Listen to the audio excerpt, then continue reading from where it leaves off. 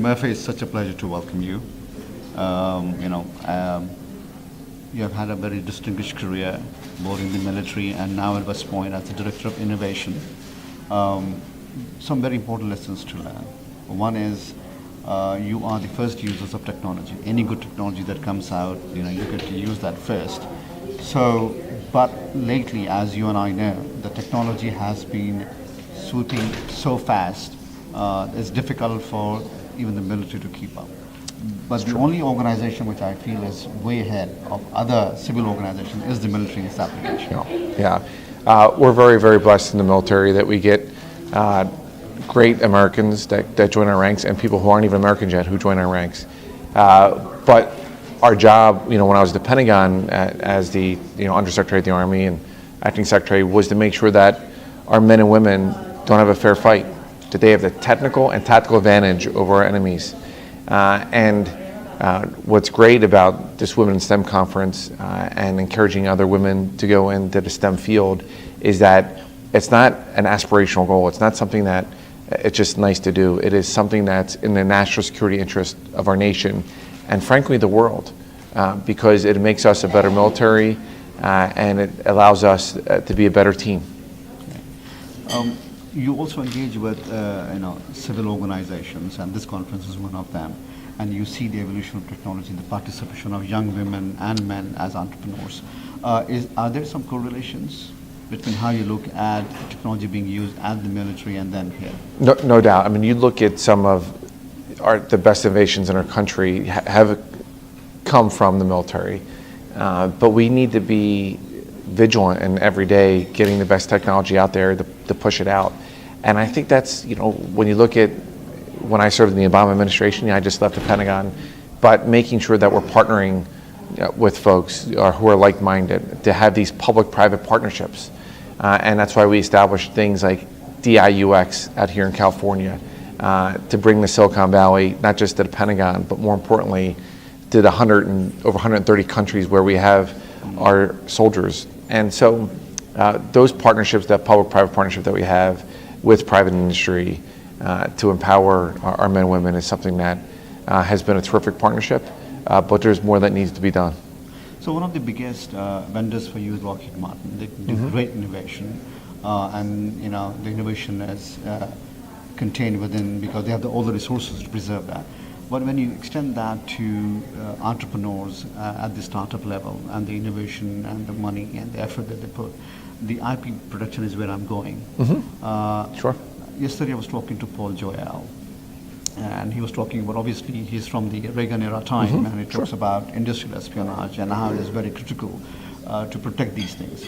So for Silicon Valley guys, we have enough on our plate, which I told him yesterday, is, create a company, create a product, worry about the IP, read the team, worry about the competition, and on top of that, you're now telling us, be careful guys, there is everybody out there, money's pouring from all directions, we don't know who's pouring where from. So that's the question I was going to ask you in this era, how to protect the IP from foreign countries. Yeah, well listen, I've talked to Paul about this very subject and others, and it's critically important. And you see some of the cybersecurity issues, the cyber attacks, and some of the things that are going on out there with private actors and public actors. Some will say that it's the greatest transfer of wealth in human history on what's going on.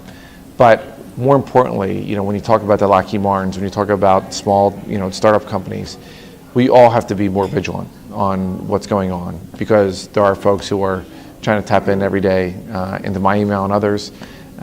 We get millions of attacks in the Pentagon literally every day, and many from foreign countries.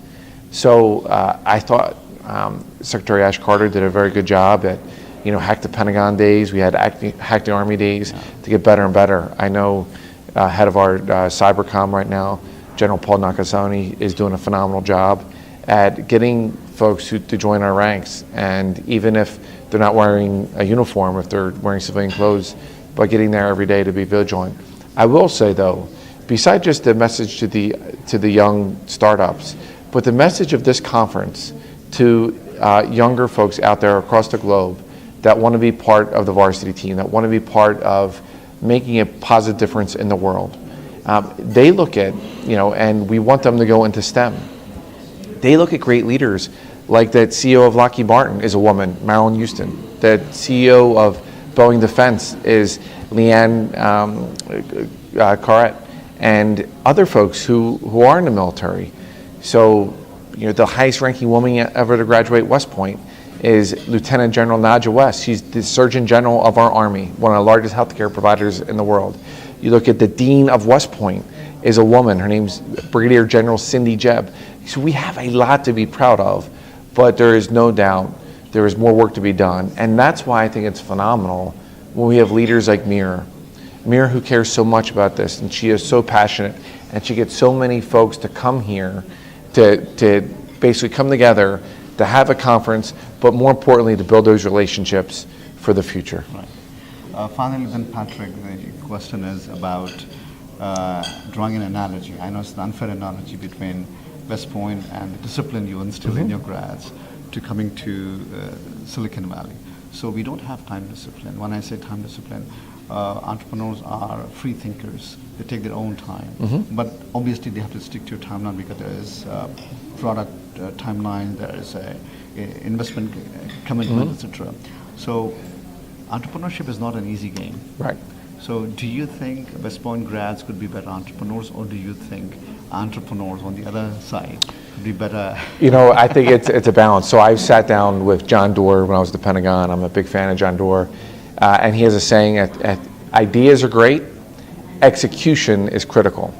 And I think marrying, the entrepreneurship that you see in Silicon Valley with the execution, the military execution that our leaders of character coming out of West Point have, I think that makes a perfect team. And that's why, now that I'm in the private sector, I have a what's called a PEP, a professional education platform called Workshop Mercantile that has the Silicon Valley entrepreneurship and ideas and gurus marrying up with my partner and I, who are military officers, but other companies that are doing phenomenal well. I mean, you look at even companies like Johnson & Johnson. Johnson & Johnson is the largest healthcare company in the world, and they have several innovation centers throughout the world, one in Toronto. I'm going to visit it next week.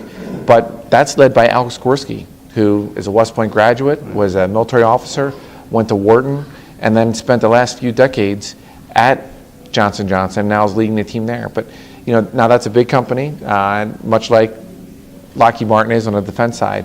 But I think the spirit that you see here at this conference and in Silicon Valley can't be replicated throughout the world, and it is very unique. But marrying those best attributes of the creativity, of the drive, of the intellectual curiosity, with the military execution and precision, I think is really a wonderful relationship that we see, hopefully more relationship like that in the years to come.